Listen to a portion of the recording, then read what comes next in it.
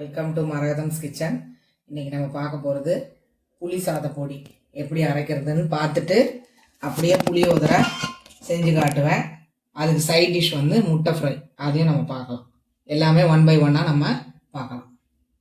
இப்போ புளி சாத பொடிக்கு தேவையான பொருட்கள், காஞ்ச மிளகாய் வந்து ஒரு 20 காஞ்ச மிளகாய் எடுத்துருக்கேன். 20ன்றது 22 காஞ்ச மிளகாய், 2 எக்ஸ்ட்ராவே இருக்குது.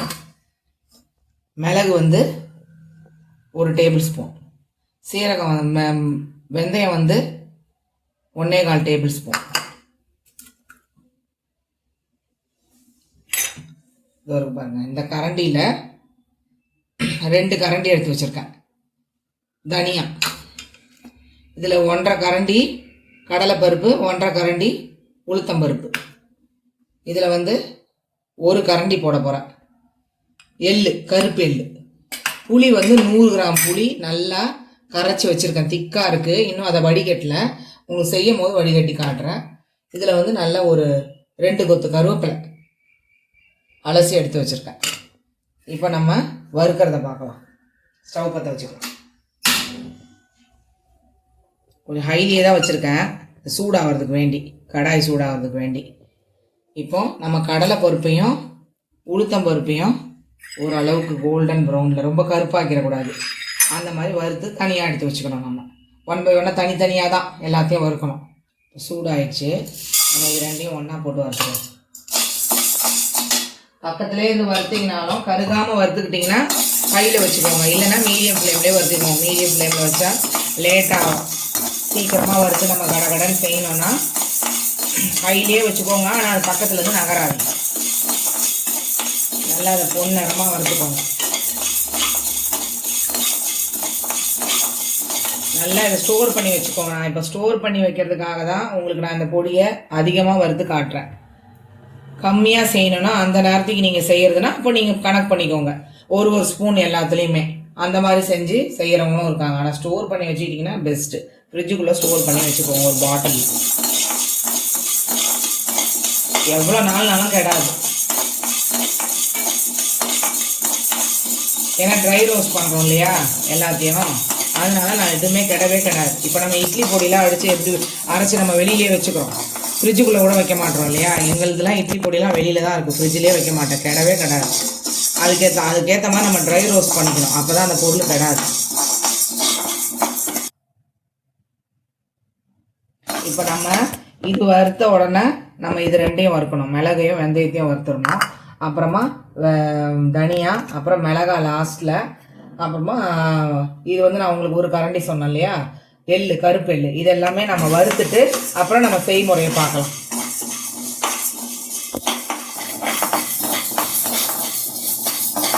இப்போ நல்லா பொன்னிறமாக ஆயிடுச்சு பாருங்கள்.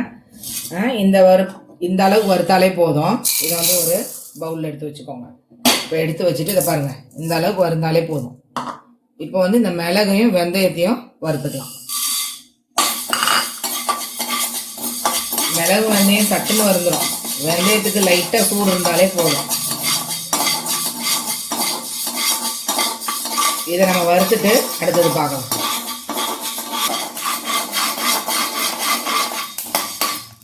இப்போ வெந்தயமும் மிளகும் வெடிக்க ஆரம்பிச்சிச்சு. இதை பாருங்கள், இவ்வளோ ப்ரௌன் தான்.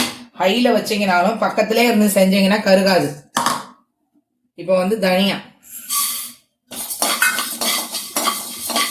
நான் எல்லாமே உங்களுக்கு ஹையில் வச்சு தான் காட்டுறேன். இப்போ இதுவும் பாருங்கள் நல்லா வெடிச்சிருச்சு, இதுவும் போட்டுருலாம். இப்போ வந்து நம்ம எள்ளு போட போகிறோம். எள்ளு தான் டக்குன்னு எடுத்துடணும். பாருங்கள், 1 போடுறேன், இதில் போதும்.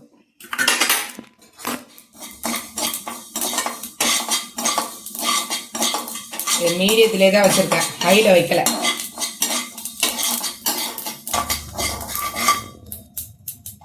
இதுவும் பாருங்கள் பறந்துருச்சு, நல்லா வெடிக்க ஆரம்பிச்சிருச்சு. இப்போ வந்து லாஸ்ட்டாக மீடியம் ஃப்ளேமில் தான் மிளகாய் வறுக்கிறேன் நான். லைட்டாக அந்த சூடு பதம் இருந்தால் போதும். ஏன்னா கடாயே நல்லா ஹீட் ஆகிடுச்சு, அந்த ஹீட்லேயே லைட்டாக நீங்கள் வறுத்தீங்கன்னா போதும். பாருங்க, அதெல்லாம் கொஞ்சம் உப்போம் அந்த மிளகாய், அதனாலே நல்லா வறுந்துச்சுன்னு அர்த்தம். அப்புறம் அந்த நம்ம இது வறுத்த பொருள் மேலேயே அந்த மிளகாவை போடுறோம் இல்லையா, அந்த சூட்லேயே அது நல்லா இன்னும் மொறுமொறுன்னு ஆகிடும்.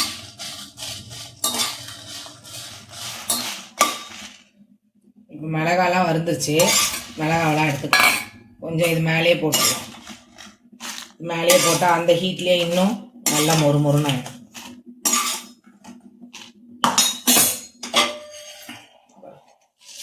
இப்போ அந்த இதுலேயே ஹையில் வச்சுக்கோங்க. இதை நான் ஃபேன் காற்றுல ஆற வச்சிடுறேன். இப்போ நல்லெண்ணெய் நான் அப்படியே 1 கிலோ பேக்கெட் எடுத்திருக்கேன். அதில் நான் உங்களுக்கு அளவு கரெக்டாக சொல்கிறேன்.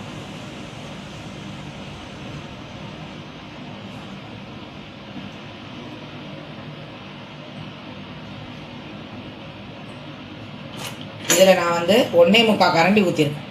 ஏன்னா புளி சாதத்துக்கு உங்களுக்கு எண்ணெய் ரொம்ப முக்கியமானது, அது நல்லெண்ணெய். அதனால நம்ம நல்லெண்ணெய் தான் செய்ய போகிறோம்.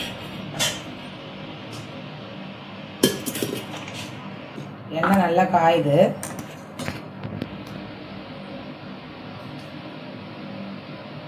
இப்போ நம்ம வந்து கடுகு போட்டுக்கலாம். ஏன்னா ஏற்கனவே நம்மளுக்கு வந்து கடாய் நல்லா காஞ்சிச்சு, அதனால எண்ணெய் ஊற்றுனோன்னா சூடாயிடுச்சு. இது பாருங்க 3 போட்டிருக்கேன்.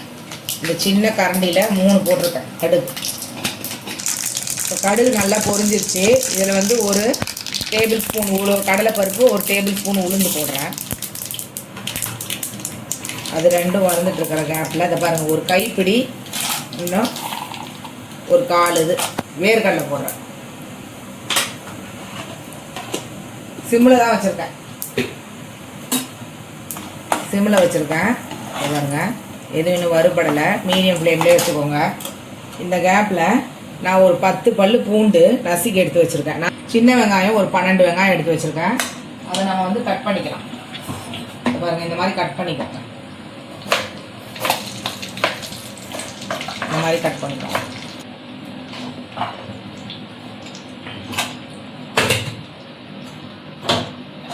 இது நல்லா மீடியம் ஃப்ளேம்லேயே வச்சுருக்கேன். இப்போ ஹையில் வைக்கிறேன். ஏன்னா கடலை பருப்புலாம் கொஞ்சம் வறுக்கணும் இல்லையா, கொஞ்சம் செவந்த கலரில். அதனால் நல்லா நம்ம மீடியம் ஃப்ளேமில் வச்சுக்கலாம். வறுந்துருச்சு எல்லாமே. இப்போ நம்ம வந்து பூண்டை போட்டுருவோம்.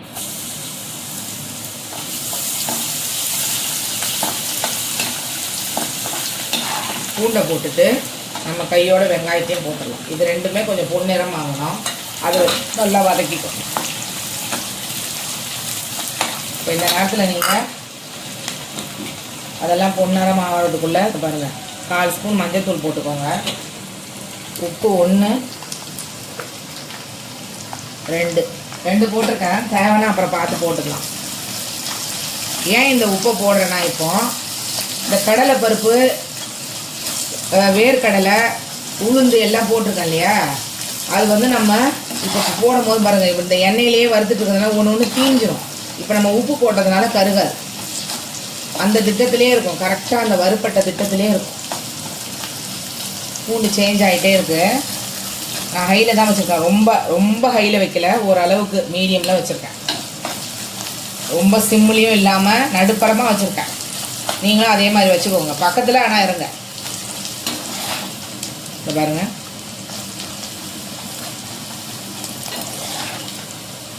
பூண்டு இன்னும் கொஞ்சம் நேரம் மாறட்டும். நேரம் மாறினோடனே நம்ம புளி கரைசலை ஊற்றிக்கலாம்.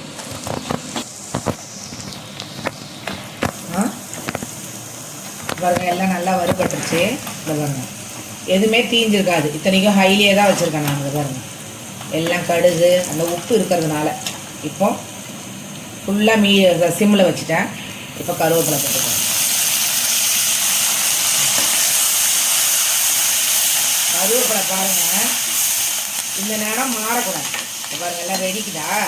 இந்த நேரம் மாறும் போது மாறாமல் இருக்கிறதுக்கு இதை பாருங்கள் ஊற்றிடும். அந்த 100 கிராம் புளி நான் கரைச்சி வச்சுருக்கேன் இல்லையா, அதை வடிகட்டி ஒரு 2 கிண்ணத்தில் எடுத்து வச்சுருக்கேன். எடுத்துட்டேன். இன்னும் கொஞ்சம் புளி இருக்குது. இப்போ நீங்கள் கையில் வச்சுக்கோங்க. கருவேப்பிலை பாருங்கள் எப்படி இருக்குன்னு, க்ரீனாக நல்லா சாதத்தில் கிளறும் போது அவ்வளோ டேஸ்ட்டாக இருக்கும் பாருங்கள். மீதி புளியை கரைச்சி எடுத்துக்கிட்டேன். இது கடை புளி இல்லைங்க, இது வீட்டு புளி.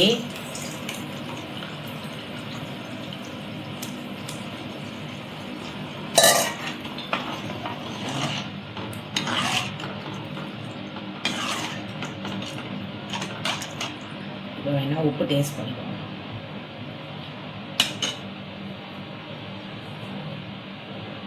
பாருங்கள், இன்னும் ஒரு கரண்டி போடுறேன், 3 கரண்டி போட்டுறேன்.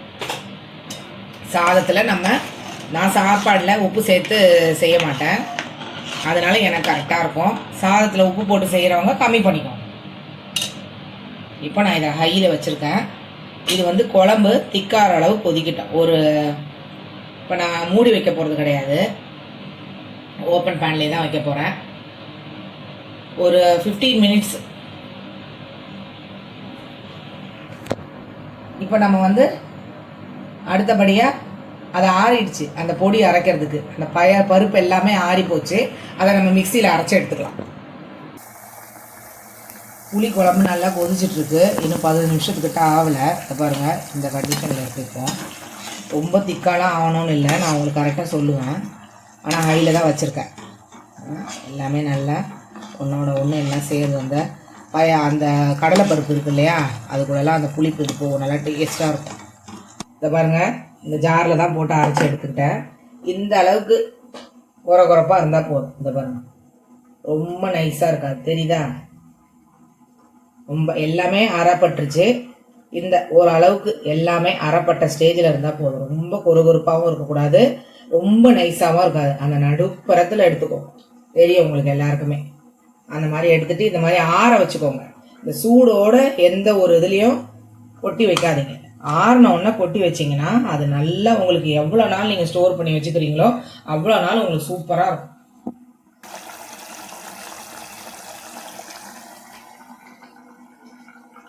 இப்போ இந்த கண்டிஷனில் இருக்கும் போது பாருங்க, அந்த லெவல் தண்ணி நான் புளி ஊற்றினேன், அந்த லெவல் குறைஞ்சிருச்சு. இவ்வளோ இருந்தது, இப்போ இந்த அளவுக்கு இவ்வளோ இருந்தது. இப்போ இந்த புளியோட கண்டிஷன் வந்து இவ்வளோ இது குறைஞ்சிருச்சு. இந்த பாருங்க, எண்ணெய்லாம் மேலே வந்திருக்கு பாருங்க. ஓரளவுக்கு வந்திருக்கு, இன்னும் வரணும். ஆனால் அந்த மாதிரி வர விடாதீங்க, ஏன்னா ஏற்கனவே நம்ம புளியெல்லாம் கரைச்சி திக்காக எடுத்து வச்சுக்கிட்டோம். இப்போ வந்து இந்த மாதிரி ஒரு பெரிய டேபிள் ஸ்பூனில் 1 2 3 போட்டிருக்கேன். இப்போ மீடியம் ஃப்ளேமில் வச்சுட்டு நல்லா கலக்கி விடுங்க. நல்லா அந்த கட்டிலாம் ஆகாத அளவு கலக்கிக்கோங்க. ஒன்றுமே கட்டிலாம் ஆகாது, ஏன்னா நம்ம தான் ஃப்ளேம் கம்மி பண்ணி வச்சிட்டோம் இல்லையா. இப்போ வந்து இதை பாருங்கள், எவ்வளோ திக்காகிடுச்சு பாருங்கள். ஏன்னா அந்த கண்டிஷனில் இருக்கும் போது போடுங்க, ரொம்ப திக்காகி போடக்கூடாது. அதனால தான் உங்களுக்கு நான் சொல்கிறேன்னு சொன்னேன். இது ஒன்றுமே இல்லை. இப்போ ஒரு மீடியம் ஃப்ளேமில் தான் வச்சுருக்கேன். ஒரு 3 மினிட்ஸில் நம்ம ஆஃப் பண்ணிடலாம்.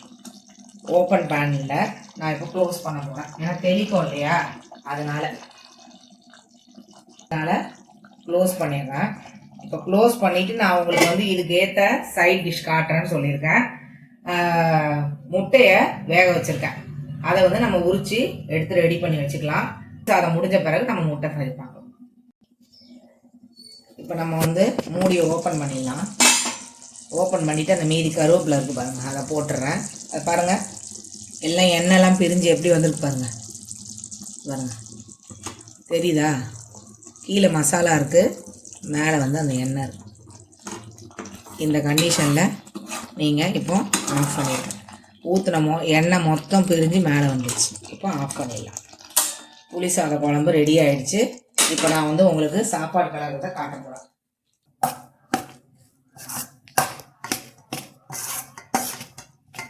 இப்போ வந்து இதை பாருங்கள், சாதம் போட்டு நான் ஒரு 2.5 கரண்டி ஊற்றிருக்கேன். இந்த கரண்டியில் இப்போ சாதத்தெல்லாம் கலரிக்கலாம்.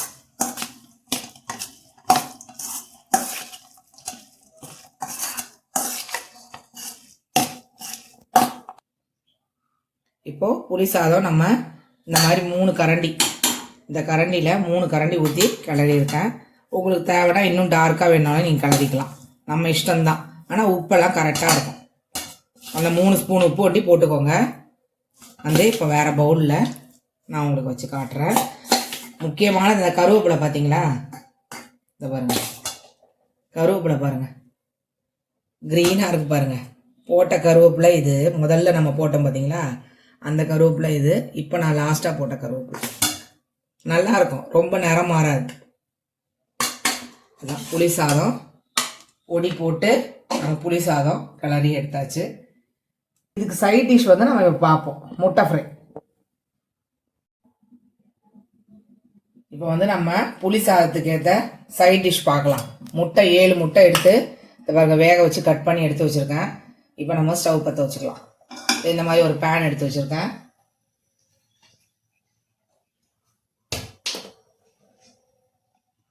இப்போ வந்து 2 டேபிள் ஸ்பூன் எண்ணெய் ஊற்றிருக்கேன். இப்போ வந்து கம்மியாக வச்சுக்கோங்க ஃப்ளேமை. இதை பாருங்கள், மிளகாத்தூள், குழம்பு மிளகாத்தூள் நான் இப்படி தான் வறுப்பேன். நீங்களாம் இந்த மாதிரி வறுக்கிறதா இருந்தால் எனக்கு கமெண்ட்ஸில் சொல்லுங்கள்.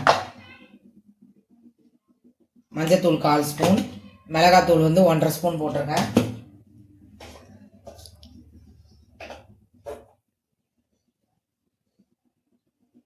உப்பு வந்து ஒரு 1/4 ஸ்பூன்.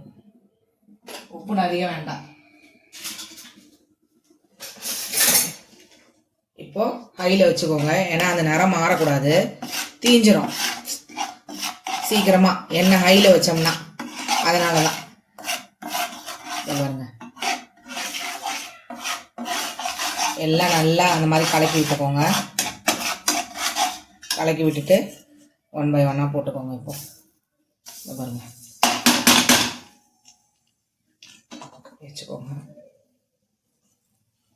முட்டை வெட்டி வச்சுக்கோங்க, அப்போ தான் ஈஸியாக இருக்கும் போடுறதுக்கு. இப்போ இந்த ஒரு சைடு ஃபுல்லாக நல்லா வெந்துருக்கும், அப்போ தான் சூப்பராக இருக்கும் சாப்பிட்றதுக்கு. இந்த மாதிரி எத்தனை பேர் செஞ்சுருக்கீங்கன்னு எனக்கு தெரியல. நிறைய பேர் செஞ்சுருப்பீங்கன்னு தான் நினைக்கிறேன். நிறைய பேர் முட்டைலாம் இப்போ வேறு மாதிரி செய்கிறீங்க, தொக்கா. அதை பாருங்கள், அது தீயாமல் அந்த மாதிரி எடுத்துக்கோங்க. கொஞ்சம் மீடியம் ஃப்ளேமில் வச்சுக்கோங்க, ரொம்ப ஐயாக வச்சுக்காதீங்க. கரெக்டாக அந்த எண்ணெய் ஊற்றின உடனே கம்மி பண்ணிக்கோங்க. மசாலாலாம் போட்ட பிறகு கொஞ்சம் மீடியமாக ஏற்றிக்கோங்க ஃப்ளேமை. பாருங்கள், கரெக்டாக தெரியுதுங்களா உங்களுக்கு? அந்த கருப்பாயிடக்கூடாது மிளகாத்தூள், அதனால தான் கம்மி பண்ணிட்டேன். அவ்வளோதான் ஃப்ரெண்ட்ஸ். இது செமையாக இருக்கும் ஃப்ரெண்ட்ஸ். சாம்பாருக்கும் சூப்பராக இருக்கும், லெமன் ரைஸுக்கு சூப்பராக இருக்கும், இந்த மாதிரி புளி சாதத்துக்கு நல்லாயிருக்கும், ரசத்துக்கு சாப்பிட்டுக்கலாம், கீரை குழம்புக்கு சூப்பராக இருக்கும். இதை பாருங்கள், இந்த மாதிரி முட்டை மசாலா செஞ்சு பாருங்கள். இந்த மசாலாலேயே நிறைய பேர் சாப்பாடு சாப்பிட்ருவாங்க. எங்கள் வீட்டில் கண்டிப்பாக சாப்பிடுவாங்க, இந்த மசாலாலே சாப்பிட்ருவாங்க. பாருங்கள், அவ்வளோதான் ஃப்ரெண்ட்ஸ். புளி சாதத்துக்கு ஏற்ற முட்டை மசாலா ஃப்ரெண்ட்ஸ். இந்த முட்டை மசாலாவை எடுத்துடலாம் ஃப்ரெண்ட்ஸ். இப்போ முட்டையெல்லாம் எடுத்து பவுலில் எடுத்து வச்சுருக்கேன். உங்களுக்கு ஒரு 4 பீஸ் தான் எடுத்து வச்சுருக்கேன். நல்ல புளி சாதத்துக்கு ஏற்ற காம்பினேஷன் ஃப்ரெண்ட்ஸ் இது. இதை பாருங்கள், புளி சாதம் பொடி போட்டு, பொடியும் உங்களுக்கு சொல்லி கொடுத்துட்டேன். அந்த பொடியெல்லாம் போட்டு புளியோதரை குழம்பு செஞ்சு காட்டினேன். அந்த புளியோதரையில் சூடாக சாதம் போட்டு கிளறி எடுத்து வச்சாச்சு. இப்போ அதுக்கேற்ற காம்பினேஷன் முட்டை மசாலா. வெறும் மிளகாத்தூள், மஞ்சத்தூள், உப்பு போட்ட முட்டை மசாலா. இந்த சூப்பராக இருக்கும் ஃப்ரெண்ட்ஸ். நான் இப்போ உங்களுக்கு சாப்பிட்டே காட்டுறேன்.